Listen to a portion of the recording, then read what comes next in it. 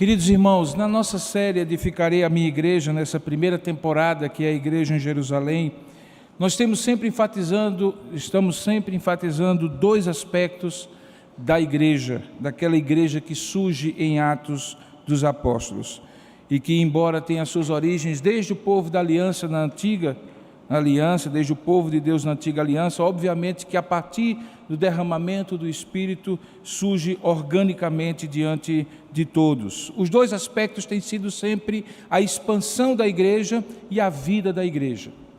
Se você der uma olhadinha desde o início dessa série, nós estamos chegando hoje ao nosso episódio número 13 e 14 à noite, você verá que nos 12 primeiros episódios, ou a expansão da igreja, na medida em que ela evangelizava e muitas vezes multiplicava o número dos seus membros, ou a vida da igreja, como ela vivia em comunhão, apego à palavra, oração, são esses dois aspectos que normalmente nós temos enfatizado. Mas os irmãos se recordam que na primeira mensagem que eu preguei sobre essa série, eu falei que era como se nós pegássemos retas paralelas, faixas paralelas de uma grande rodovia, em que a igreja vai trafegando paralelamente em coisas, em aspectos, em circunstâncias que ora enfatizavam, como nós temos enfatizado a expansão, ora enfatizavam, como nós temos enfatizado a vida da igreja. Mas há um aspecto que pela primeira vez, eu diria talvez a segunda vez, fica muito claro que a igreja também se expandia, que é no aspecto da sua organização. Você deve estar pensando, em que sentido, pastor? No sentido institucional, dela ser uma igreja que tenha nome, que tenha CNPJ, endereço, estatutos, regimentos? Não ainda. Isso, ao longo de 2000 anos, vai evoluindo até chegarmos na situação de hoje, em que temos que atender, inclusive, exigências do Estado, para que sejamos uma organização não apenas espiritual, mas também social. Mas eu falo daquelas primeiras decisões que a igreja vai tomando no início dela, na medida em que as coisas vão sendo exigidas, que a igreja vai crescendo, situações vão aparecendo e ela precisa se organizar para dar resposta a essas demandas que aparecem. Eu falei primeira e depois corrigi segunda vez, porque você recorda que logo no início da descrição de Lucas no livro de Atos, foi preciso uma providência, foi necessário uma providência daquela igreja, quando ela supriu o 12º apóstolo com Matias, e isso está descrito em Atos capítulo 1.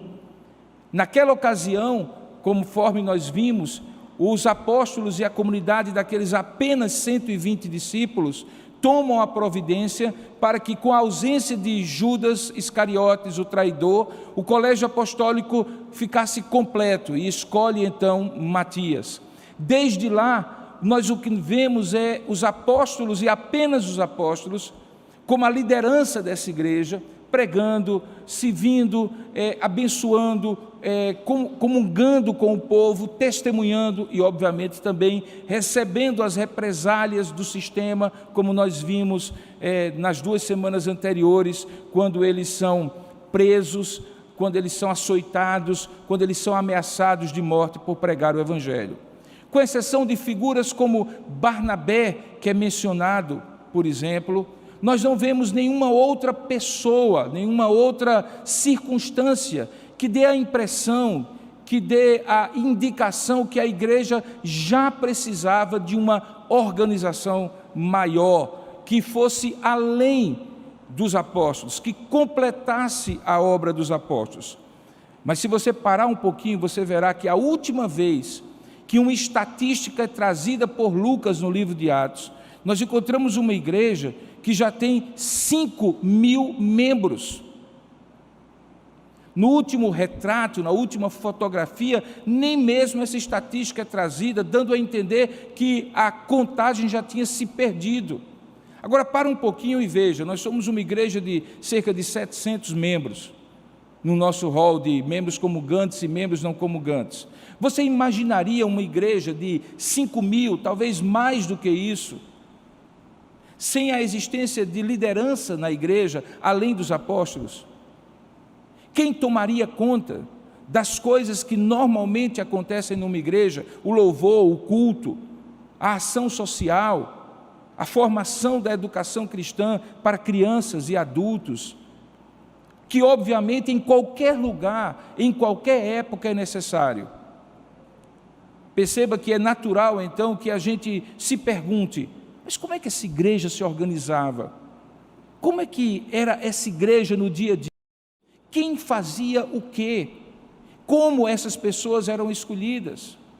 Qual era a divisão de funções, de atribuições, de atividades dessa igreja?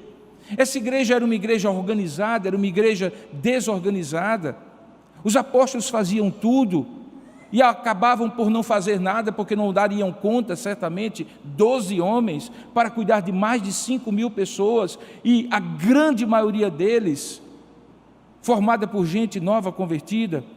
Certamente em algum momento você perguntou assim, como foi que essa igreja no início se organizou? É verdade que ela não tinha um templo, ela ainda usava o templo de Herodes, o templo onde grande parte dos fatos que nós pregamos até agora aconteceu. No entanto, independentemente de ter ou não patrimônio, ela tinha vida, uma vida dinâmica. As fotografias tiradas por Lucas até então mostram uma igreja em plena atividade. E quando tem atividade, se não houver organização, vira caos.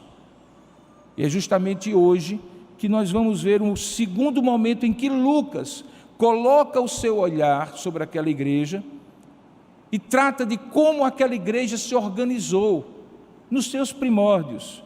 E ela é forçada a se organizar, entre aspas, por uma circunstância. Eu convido você para entender sobre isso em Atos capítulo 6, para você abrir a sua Bíblia e entender como essa igreja se organizou no início a partir de uma demanda que era extremamente necessária que fosse atendida.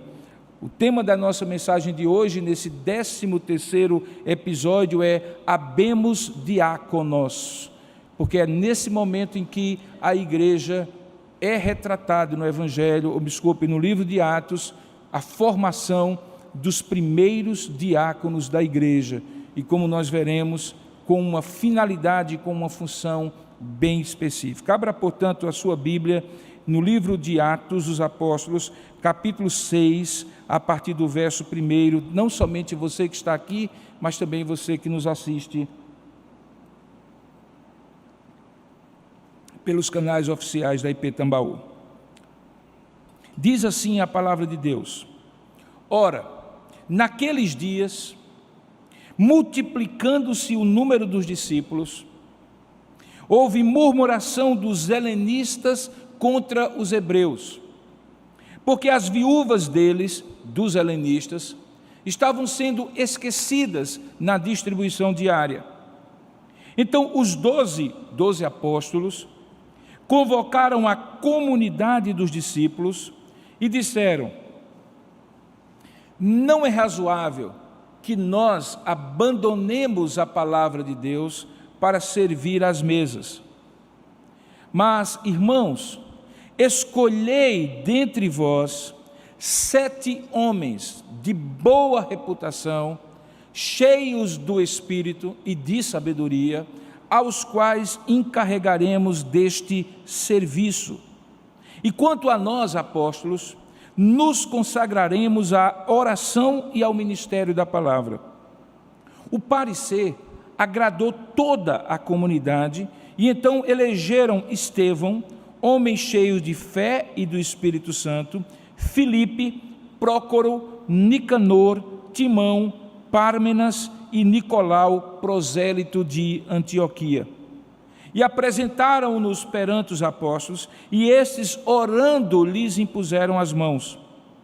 Crescia assim a palavra de Deus, e em Jerusalém se multiplicava o número dos discípulos, e também muitíssimos sacerdotes obedeciam à fé. Que Deus abençoe a sua palavra lida, é o que nós desejamos, convidando você ainda a orar nesse momento, para recebermos a iluminação do Espírito Santo. Ó Deus amado e querido Pai, nós louvamos e bendizemos o Teu nome e Te adoramos, ó Pai, por saber que a Tua palavra inspirada pelo Teu Espírito, é suficiente em si mesma, meramente pela sua leitura, para falar ao nosso coração. Mas aprove a ti escolher homens para expor a tua palavra, e eu estou entre eles. E sinto um privilégio, um peso muito grande, de pecador como meus irmãos que estão aqui, falho e imperfeito como todos eles, abrir a minha boca para falar da tua palavra, falar de ti. Ó Deus, santifica os meus lábios, santifica o meu coração, para que eles sejam canais abençoados, ó Pai, ungidos pela tua graça para ministrar ao teu povo. Abre o nosso entendimento, tanto de mim que vou falar, como dos que vão ouvir aqui, onde eles estiverem, e depois também, para que essa mensagem que é tua, eterna palavra, palavra do Senhor, seja palavra para nós nesta manhã, pois é assim que nós te oramos, em nome e para a glória de Jesus. Amém. Queridos, é perceptível a situação, embora não precisa no tempo nem no espaço, não diz quando isso aconteceu, diz apenas hora naqueles dias, não diz onde eles estavam reunidos, mas em dado momento um conflito se instalou naquela igreja, aquela igreja que vivia em paz, vivia em harmonia, que os irmãos chegavam a vender aquilo que tinham quando alguém tinha necessidade, para dividir com quem tinha necessidade essa que era premente, particularmente por um segmento, ou num segmento da igreja, que eram das viúvas. A teologia da lei de Moisés no Antigo Testamento dizia que viúvas e órfãos deveriam ser assistidos pelo povo da aliança. Quem ficava viúvo naquela época em que não havia seguridade social, aquela mulher ficava absolutamente desamparada. Há relatos bíblicos, um livro inteiro, como por exemplo o livro de Ruth, que demonstra a necessidade de que o povo de Deus amparasse aquela mulher, que costumeiramente não trabalhava à época e consequentemente viúva, não tinha como subsistir. Ao mesmo tempo, também aqueles que ficavam órfãos, ficavam desamparados e muitas vezes também não tinham com que viver. Daí a lei de Moisés prescreve que o povo do Senhor separe parte de suas ofertas para a manutenção das viúvas e dos órfãos. Esse costume, essa tradição, esse mandamento não é revogado na nova aliança. E você percebe que nesse momento havia necessidade. O texto diz que havia uma distribuição diária, provavelmente se referindo à comida, subsistência, que diariamente as pessoas iam buscar aos pés dos apóstolos, porque aos pés dos apóstolos, homens como Barnabé e toda aquela comunidade depositavam ofertas. Era tudo centralizado nos apóstolos, que recebiam as ofertas e distribuíam as ofertas. Mas nesse segmento não era homogêneo, não eram todos iguais, todos da mesma origem. Havia viúvas de muitos daqueles discípulos que tinham vindo de outros lugares que não Jerusalém, que tinham se convertido no dia de Pentecostes ou nos dias subsequentes, nas semanas e meses subsequentes, e haviam se instalado em Jerusalém, fora das suas regiões de origem, e que eram regiões onde o hebraico, o aramaico, não era a religião, não era a língua oficial. Gente de todo o império, que naquela época, para se comunicar nas várias regiões, tinha uma língua em comum, não era o latim ainda, que era uma língua mais oficial do império, dos documentos do império, não era o hebraico ainda, ou melhor, já não era mais o hebraico, porque eles tinham saído da região da Judéia, de Jerusalém, eles tinham adotado o grego koiné, o grego comum, o grego no nível da rua, aquele grego que não era o grego clássico dos grandes filósofos, mas que permitia que pessoas que tinham a primeira língua, sendo outra qualquer, pudessem aprendendo se comunicar, fazer negócio, fazer as transações normais do dia a dia. Essas mulheres eram chamadas de viúvas helenistas, de onde vem a ideia de cultura helênica, de cultura grega. Elas eram estrangeiras, portanto, em Jerusalém. E junto a elas havia viúvas e órfãos que, ao contrário delas, faziam parte da terra, eram os nativos. Nunca tinham saído de Jerusalém, falavam hebraico, falavam aramaico, eram daquela região, tinham as suas casas ali, suas propriedades ali, eventualmente tinham ficado viúvas, destituídas de toda riqueza, mas tinham, obviamente, por uma questão natural, ligações mais profundas com aqueles discípulos e originais do cristianismo, com aqueles apóstolos originais do cristianismo. E então diz o texto no versículo 1, houve uma murmuração, uma reclamação dos chamados helenistas contra os chamados hebreus. E a razão é porque, aparentemente, as viúvas dos helenistas, dos estrangeiros na terra, estavam sendo esquecidas na distribuição diária. Não se sabe exatamente o que aconteceu aqui, se elas tinham um dia que não tinha comida para elas e só tinha para as viúvas dos hebreus, se a quantidade que elas recebiam era menor do que a quantidade das viúvas hebreias. Não se sabia, mas se sabia que aqui criou-se um problema. E é curioso, porque quando a Bíblia diz que alguma coisa não está indo bem, ela o faz para demonstrar para nós qual foi a solução que foi dada, se corretamente diante de Deus ou não. E como nós iremos ver, houve uma solução dada a um problema. A Bíblia não esconde os problemas do povo dela, do povo de Deus, debaixo do tapete. Eu já afirmei que uma das provas maiores de que a Bíblia é a palavra de Deus é o fato de que ela não tem uma narrativa chapa branca. Ela não esconde os defeitos dos seus heróis da fé, ela não esconde os problemas da comunidade do povo de Deus, pelo contrário, ela salienta, e ao salientar mostra como, de acordo com Deus, a solução foi dada e foi a melhor, ou, se não foi dada de acordo com Deus, como ela foi ruim e precisaria ser outra. O texto diz que a solução foi dada por quem deveria ser dada. A liderança daquela igreja, o fundamento daquela igreja, posto sobre a pedra angular que é Jesus Cristo, estava nas costas e na responsabilidade dos apóstolos. Então diz o texto no verso 12, que os apóstolos não convidaram, eles convocaram, com a autoridade apostólica que eles tinham, toda a comunidade dos discípulos daquela época.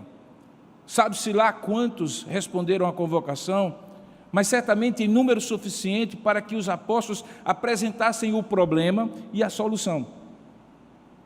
E ao apresentarem o problema e a solução, eles vão além da questão em si. E é isso que me chama mais atenção, porque quando eles percebem que havia um problema para além da questão prática, de estar faltando para as viúvas helenistas, ou elas estarem sendo negligenciadas, eles de fato colocam o ponto nos is, ou seja, eles entendem qual é a causa original do problema.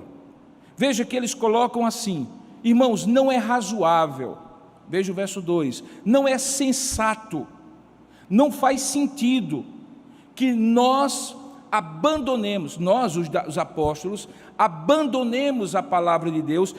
A outra tradução diz, negligenciemos a palavra de Deus, dividindo o nosso tempo para servir às mesas.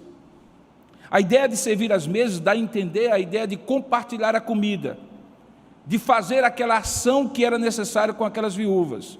Então eles dizem assim, olha, o problema não é que elas estão sendo negligenciadas, porque certamente haveria comida para todo mundo. É que a gestão daquela comida para todo mundo precisaria ser uma gestão que nos envolveria como os apóstolos, como apóstolos que somos, e o nosso envolvimento como apóstolos faria com que o tempo dividido nos tirasse daquilo para o qual Deus nos chamou, que é a palavra de Deus, a docência, a doutrinação, a proclamação da palavra de Deus como apóstolos do Senhor. Veja que eles superam a questão prática de como resolver a questão, eles vão além e dizem, o problema é o seguinte, que a solução tem que passar por uma preservação da vocação apostólica, por uma preservação daquilo que Deus mandou que nós fizéssemos, separando daquilo que outros eventualmente possam fazer, por mandato também de Deus, para que não sejamos negligentes com aquilo que Deus nos mandou fazer, tentando fazer o que Deus mandou a gente fazer e deixando de fazer porque teremos que fazer algo além daquilo que Deus mandou a gente fazer. A liderança de uma igreja percebe coisas que nem sempre a comunidade percebe. A liderança da igreja tem a responsabilidade, seja essa igreja apostólica, seja esta denominação, esta comunidade local, de perceber para além dos problemas em si, daqueles que qualquer um vê. Por isso, a palavra de Deus diz que esses apóstolos e depois os presbíteros que são eleitos são como episcopos, de onde vem a ideia episcopal, que é a tradução da palavra bispos, aqueles que supervisionam o rebanho, olhando de cima. Scopos é visão, epi, de cima, visão de cima, altaneira, supervisionando o rebanho e percebendo as coisas que nem sempre no nível horizontal, quando nós estamos olhando uns para os outros, nós percebemos. Os apóstolos entenderam esta missão divina e diante do problema que estava colocado, eles então trazem uma solução que vai para além do problema, porque eles dizem assim: olha, não é razoável que nós abandonemos a palavra, este é o risco, esta é a premissa, esta é a condição para qualquer solução, que não abandonemos a palavra para fazer o serviço das mesas. E aqui a questão não era nada a ver com hierarquia, como nós iremos ver posteriormente. As exigências e os critérios da escolha daqueles homens que iriam servir às mesas eram exigências tão altas quanto aqueles apóstolos e presbíteros futuramente. Eles também são ministros, eles também têm que ser homens de bom testemunho, cheios do Espírito, cheios de sabedoria, mesmo que seja para fazer algo que aparentemente não seria tão superior quanto a palavra, ou ministrar a palavra, ou orar pelo povo. A questão, portanto, não é hierárquica, a questão é vocacional, para qual missão Deus chamou quem, e como esta pessoa pode cumpri-la na sua totalidade. Diante da situação, então, eles propõem, e eu gostaria de chamar a sua atenção, porque você vai encontrar aqui os mesmos elementos que nos guiam hoje, 20 séculos depois, quando devemos escolher os nossos líderes numa igreja como a Tambaú. Você vai perceber o mesmo modus operandi, o mesmo regimento interno que acontece aqui em Atos capítulo 6.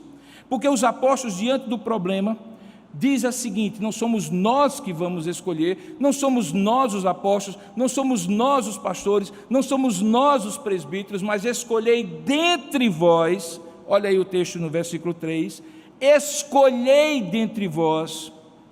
E aí eles colocam as condições, por serem condições que eles percebem como liderança da igreja, que são condições sine qua non para que aqueles homens sejam escolhidos. Critérios: escolhei segundo os critérios que nós vamos colocar, e os critérios é que sejam 7 homens. Todos nós sabemos como o número 7 é um número simbólico na Escritura, representando perfeição. Poderiam ser 10, 9, 8, 13. A escolha de 7 homens faz com que eles sejam distintos dos 12 apóstolos, mas também mostram, de alguma maneira, uma formação inicial que deve ser perfeita, por ser justamente a primeira formação de diáconos, ou como alguns comentaristas gostam de chamar, de protodiáconos. Escolhei dentre vós, então, 7 homens.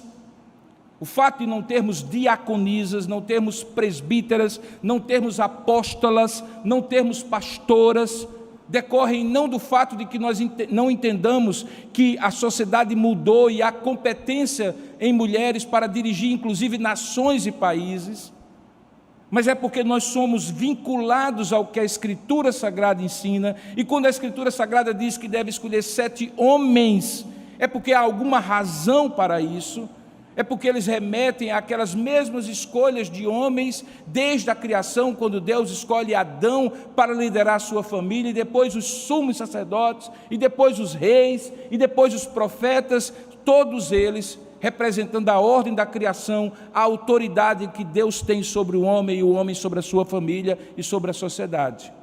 Não tem a ver absolutamente com superioridade ou inferioridade, competência ou incompetência, mas com vocação. Do mesmo jeito que seria estranho que aqueles apóstolos deixassem a palavra e a oração para servir às mesas, seria estranho que eles abrissem mão desta vocação masculina que Deus deu aos homens desde a antiga aliança para atribuí-las a mulheres, que terão ao longo de 2000 anos da história da igreja funções maravilhosas, exercidas por mulheres maravilhosas, inclusive nos dias de hoje. Mas eles deveriam ser 7 homens, escolhidos pela comunidade, convocada pelos apóstolos, segundo os critérios que os apóstolos colocaram e que eram os seguintes: eles precisavam ser homens de boa reputação, de bom testemunho, eles precisavam ser homens cheios do Espírito e de sabedoria. É curioso que alguém poderia perguntar, mas que tão grande critério é esse, que tão rigoroso critério é esse, para simplesmente entregar uma cesta básica? Ora, o problema não era entregar a cesta básica, mas era fazê-lo de maneira espiritual, irmãos. Porque todas as coisas no povo de Deus, todas as coisas na igreja de Deus, precisam ser feitas de maneira espiritual. E de maneira espiritual significa movido pelo Espírito e com sabedoria de Deus. Alguém que coloca uma cadeira, que recebe alguém à porta, que cuida da sonoplastia, que cuida da projeção, que cuida do departamento infantil, da limpeza, faz um trabalho tão espiritual quanto esse que eu estou fazendo aqui diante de vocês no púlpito. Porque é espiritual, feito para um Deus que é Espírito, que recebe um culto que somente é dado a Ele, e glorifica o seu nome quando é em verdade e em Espírito. Portanto, qualquer obra que for feita para Deus precisa de critérios de homens e de mulheres, quando é o caso, que sejam espirituais, que tenham boa reputação, significa testemunho interno daqueles que o conhecem no dia a dia na igreja e testemunho externo daqueles que vivem com ele na sociedade, para que não sirvam de vergonha, de constrangimento, de mau testemunho para o Evangelho e para a igreja de Jesus Cristo. A eles, os apóstolos encarregariam um serviço, e é aqui que a palavra diaconia aparece, porque diaconia é a palavra que traduz o termo aqui, quando ele diz, e nós os encarregaremos deste serviço. É como se os apóstolos estivessem dizendo, e nós daremos a ele o serviço diaconal, o serviço de diácono. Se você vai ao longo da história, você vai perceber que o serviço diaconal é um serviço que envolve esta dimensão filantrópica, fraternal, de amor ao próximo de maneira concreta, suprindo as suas necessidades, e que com a evolução acaba assumindo aquilo que parte dos levitas do Antigo Testamento faziam, que era tomar conta de todas as instalações, da gestão financeira, da gestão material da igreja de Jesus Cristo, assim como levitas faziam. Quem tem a ideia, muitas vezes disseminada, que levita é quem canta no culto, está equivocado. Levitas no Antigo Testamento não apenas louvavam a Deus, mas carregavam nas costas todo aquele tabernáculo que era montado e desmontado, que cuidavam de toda a parte operacional da igreja. Aqui nós encontramos diáconos que vão agora exercer funções semelhantes àqueles levitas. Eles dizem então que eles escolham, que sejam homens de boa reputação, cheios do Espírito, veja o verso 3, de sabedoria, aos quais eles, apóstolos, encarregariam desse serviço. Para quê? No verso 4, para que quanto a nós nos consagraremos, nos dediquemos exclusivamente à oração, não apenas privada, mas pública, no culto, e também ao ministério da palavra. E dentro desse termo genérico ministério da palavra, envolve a docência, o ensino, a proclamação, a evangelização e assim por diante. Veja que uma situação que começa com uma demanda e uma queixa é devidamente interpretada e qualificada pelos apóstolos, que entendem qual é a questão por trás do problema prático, direcionam a comunidade, como toda liderança deve fazer, para que a comunidade assuma o encargo de decidir dentro dela, quem seriam aquelas pessoas que iriam solucionar na prática o problema. Estabelece para essa comunidade critérios para que ela possa entender quem deve escolher, quem não deve escolher. E já dizem qual vai ser a missão. Nós os encarregaremos desse serviço para que nós possamos continuar consagrando e dedicando a nossa vida para a oração e para a palavra.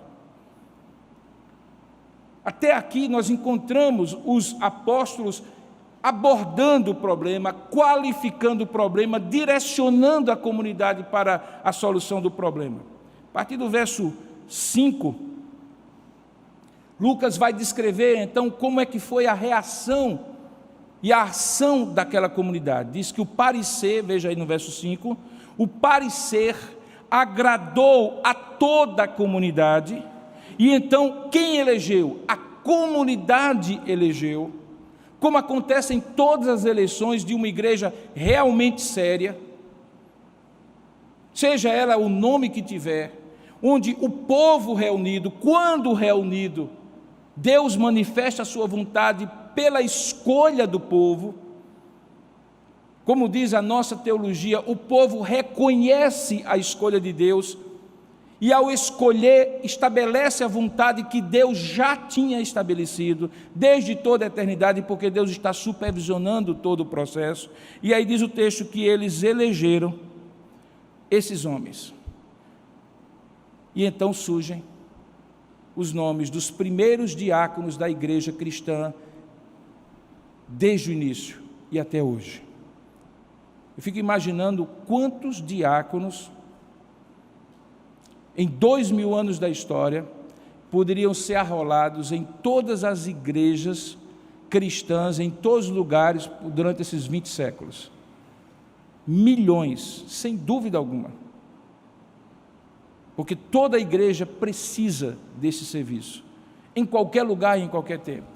Mas esses aqui são nomeados, e eles são nomeados por duas razões. Dois deles, que são os dois primeiros a ser citados, vão posteriormente ter um papel destacado na narrativa de Lucas. Um deles, Estevão, se tornará o primeiro mártir, logo depois, hoje à noite, eu já vou falar sobre ele.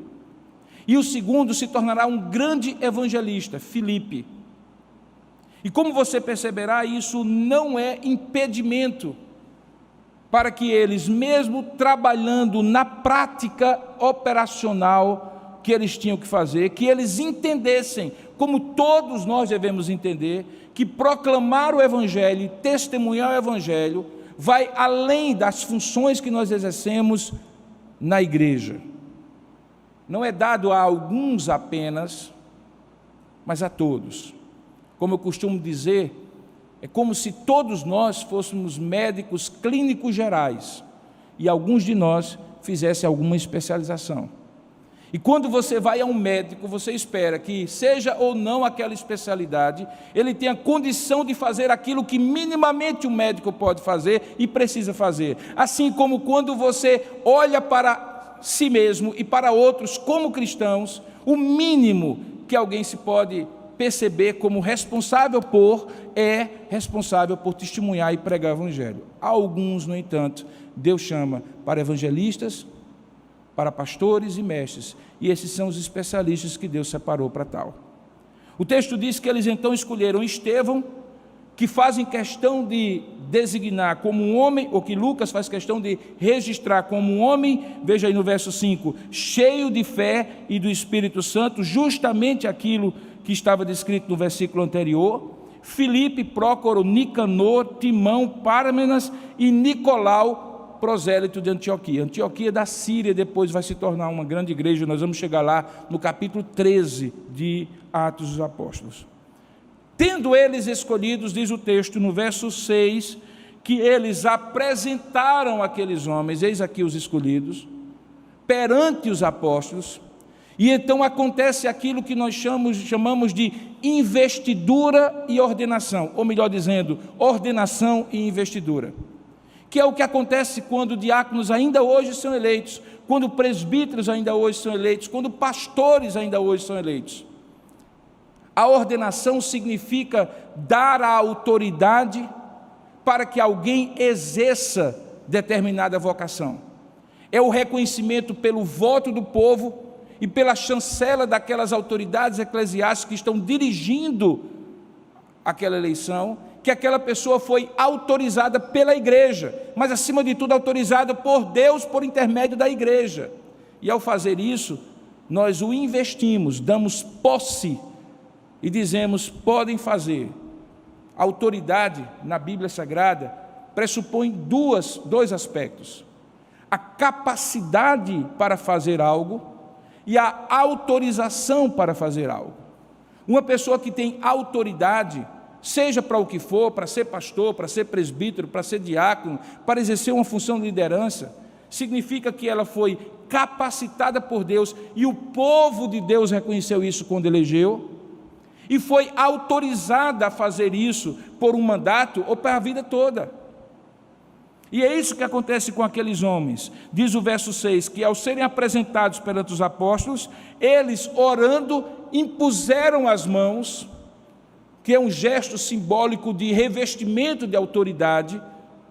Quando alguém colocava a mão, desde aquele pai sobre a criança, significava o reconhecimento da autoridade do inferior sobre o superior. Os diáconos são autorizados pelos apóstolos e ali eles passam a exercer o diaconato.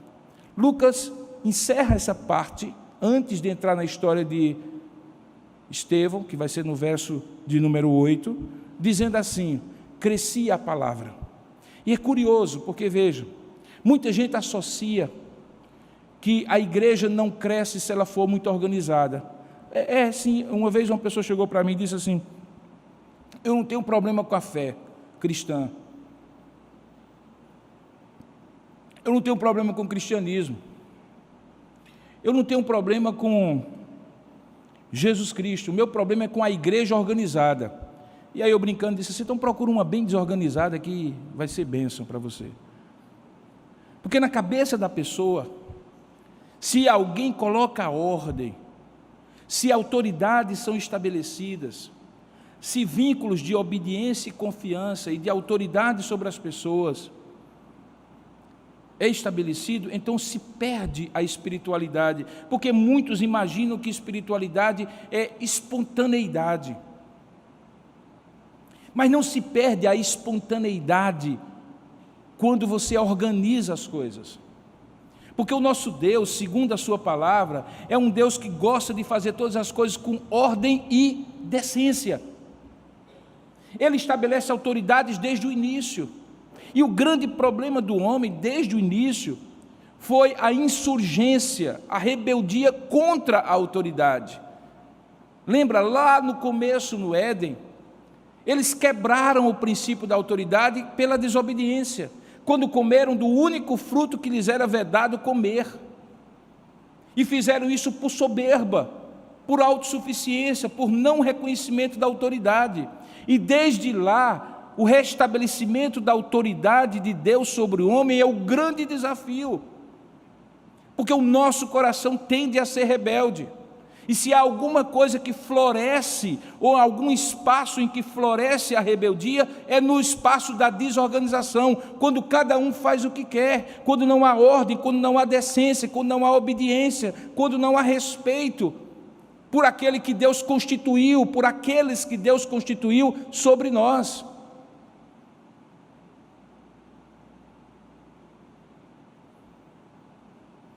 Não importa a idade.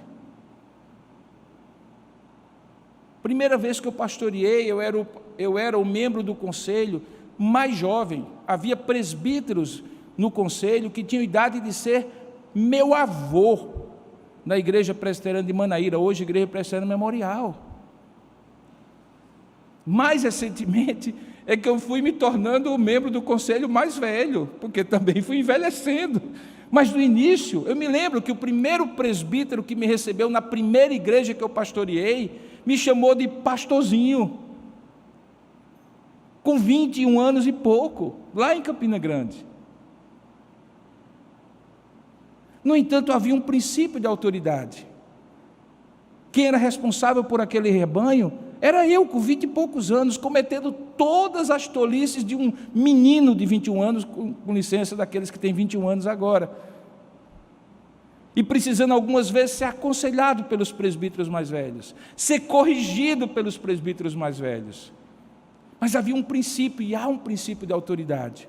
Quando nós ordenamos um jovem diácono, um jovem presbítero na igreja de Tambaú ou em qualquer outra igreja, nós não olhamos simplesmente para que eles tenham idade X, Y ou Z, mas que eles sejam maduros na fé, homens de boa reputação, cheios de sabedoria, cheios de fé, comprometidos com o Senhor, de bom testemunho, porque naturalmente eles vão crescer e amadurecer no ministério. Assim é com diáconos, pastores, presbíteros.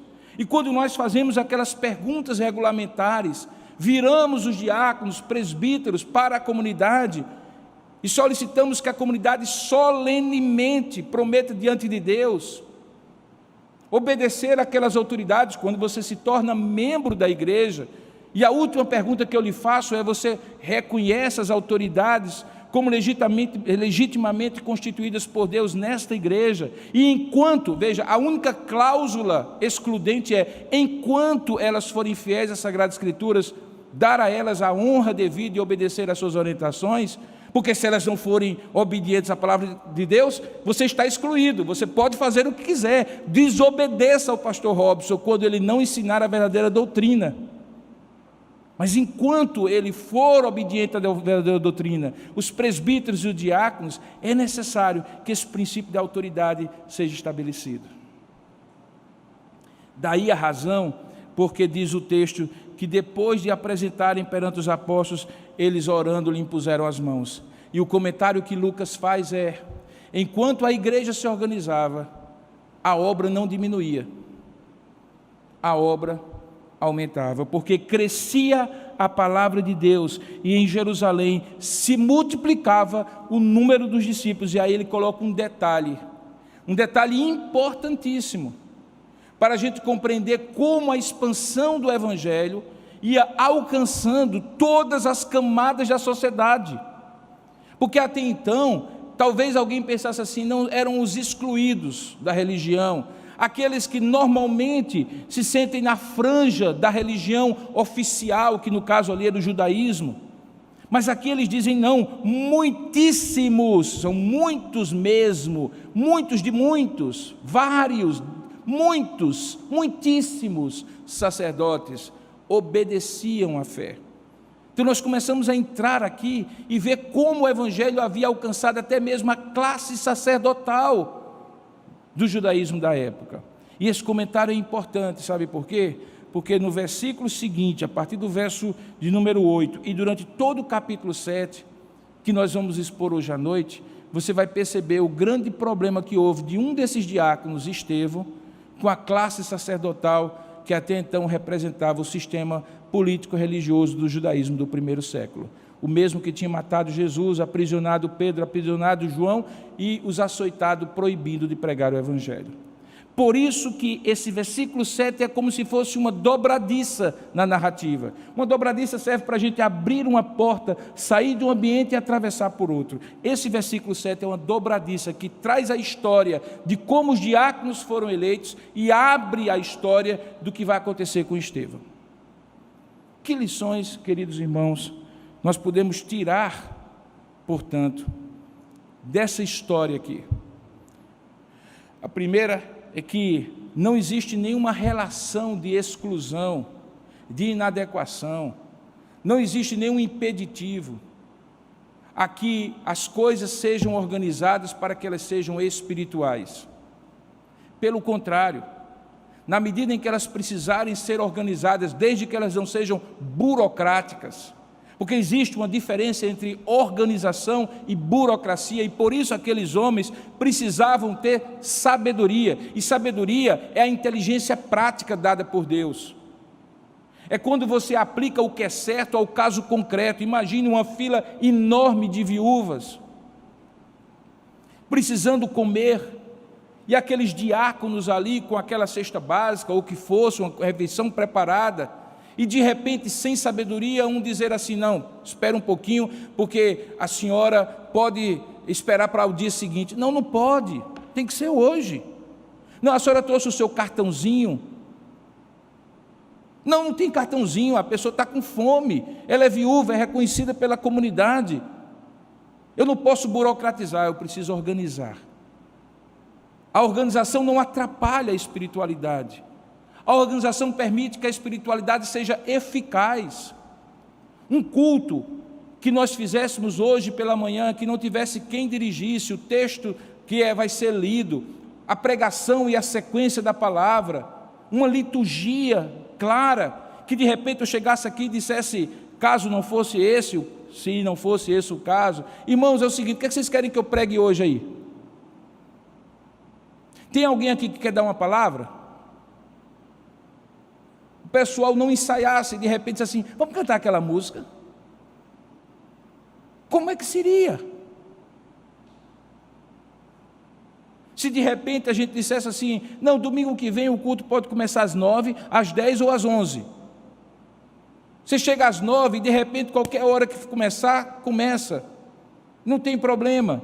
Não, a gente vai colocar criança pequena junto com criança grande lá na escola bíblica. Um sabe escrever, outro não. Veja, a vida é organizada. A espiritualidade precisa ser organizada. Espiritualidade e organização não são excludentes. Espontaneidade não tem nada a ver com garantia de espiritualidade. Você pode ser organizado e espontâneo. Você pode ser espiritual e organizado. E essas três coisas não excluem uma outra. Segunda lição é que perceba aqui que a organização da igreja, ela é a resposta a uma demanda real. O que é que caracteriza a burocracia? A burocracia, que é o oposto da organização, é quando eu crio a regra sem ter o problema. Ou eu crio uma regra que prejudica a solução do problema. Aqui eles tiveram um problema primeiro, e a resposta da igreja foi organizar aquilo que precisava ser organizado. Eles não criaram uma estrutura só pelo prazer da estrutura, eles não criaram uma coisa inchada, grande, com um bocado de funcionário, com um bocado de gente, com o chefe do chefe do chefe do chefe, 7, 8 hierarquias para resolver um problema. Não. Qual era o problema? Era esse, eles trouxeram uma solução prática a partir do problema, mas principalmente a partir da compreensão mais profunda do problema. Porque quando você ataca o problema pelo que ele se apresenta diante de você, sem compreender o que está por trás, você pode trazer uma solução falsa. Qual seria a solução falsa? Só, irmãos, é o seguinte, nós somos 12 apóstolos, então nós vamos fazer o seguinte, quantas viúvas tem aqui? Não, tem 1.200 viúvas. Ok. Então cada um dos apóstolos vai ficar responsável por 100 viúvas da igreja. Veja, a igreja naquela época chegou a ter 5.000 pessoas, é o último número que a gente tem.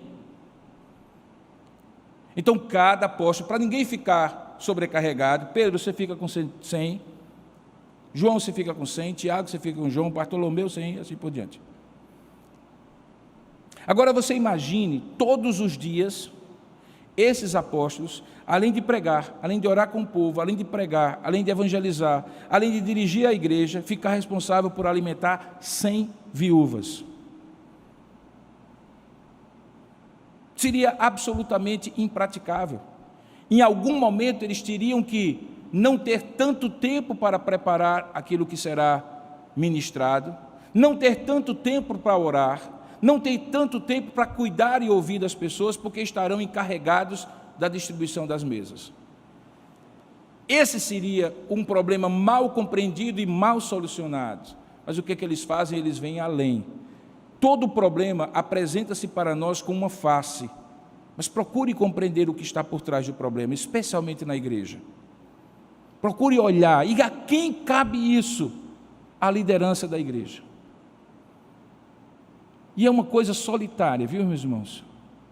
Eu quero dizer para vocês que é uma coisa solitária. Solitária em que sentido? É que se nesses 20 anos de Igreja Presbiteriana de Tambaú, vocês soubessem com o que nós, liderança da igreja, temos que lidar, o que nós temos que compreender e solucionar, nenhuma pessoa pensaria diferente a não ser da seguinte maneira: esses homens precisam das nossas orações, precisam do nosso suporte, precisam do nosso encorajamento.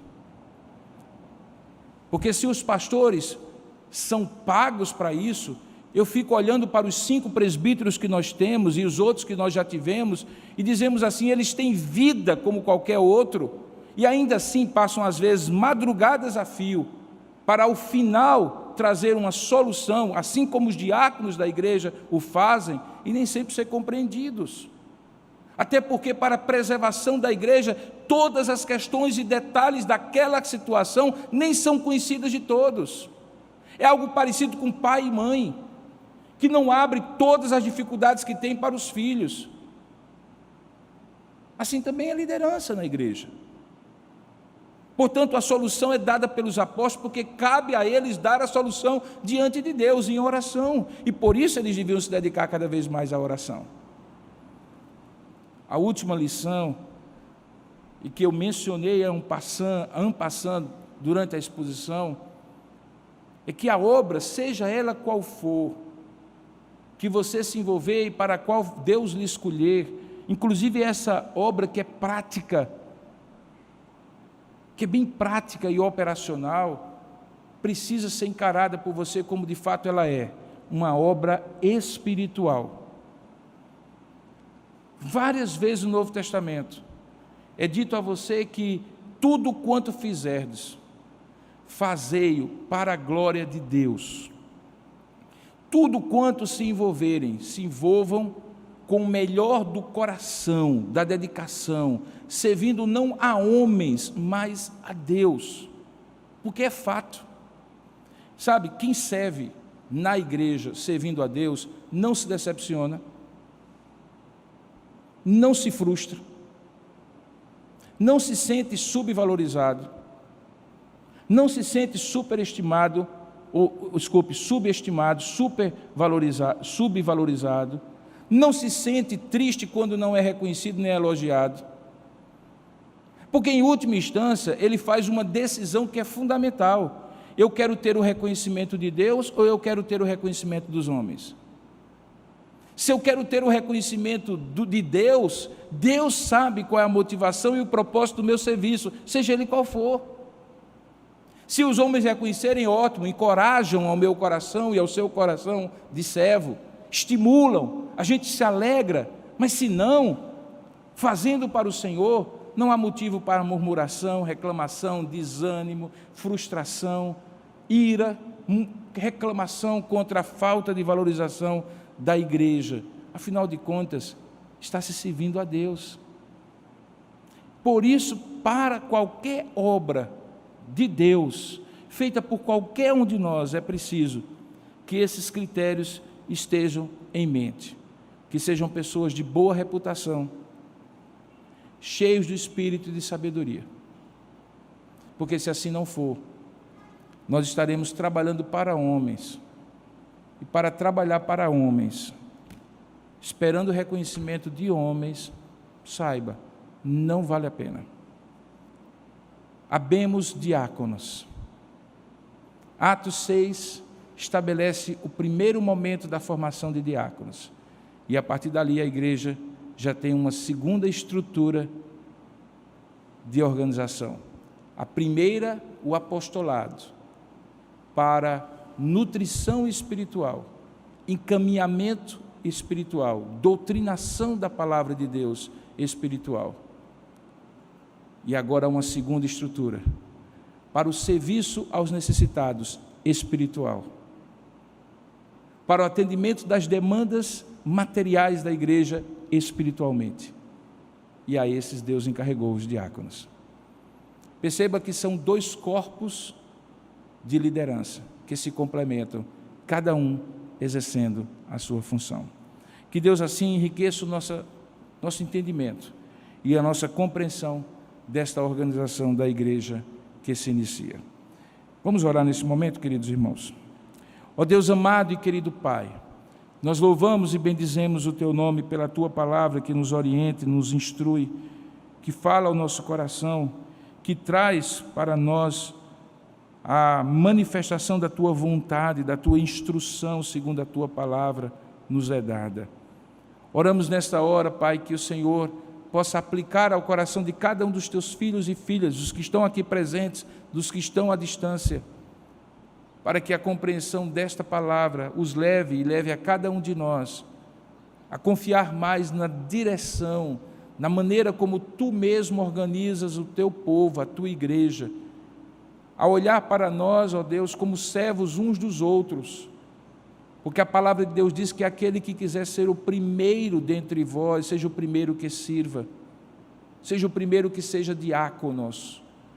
Torna cada um de nós, ó Deus, diáconos uns dos outros, servos uns dos outros, não apenas voluntários, como se estivéssemos fazendo um favor aos outros. Não.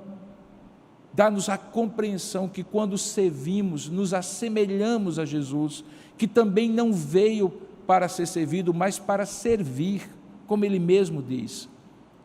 Que possamos compreender este espírito de servo, que vai além das demandas práticas e que compreenda as dimensões mais espirituais pelas quais ele deve ser exercido. Fala isso ao coração e desperta muitos para Te servirem, pois é assim que nós Te oramos e Te agradecemos em nome e para a glória de Jesus.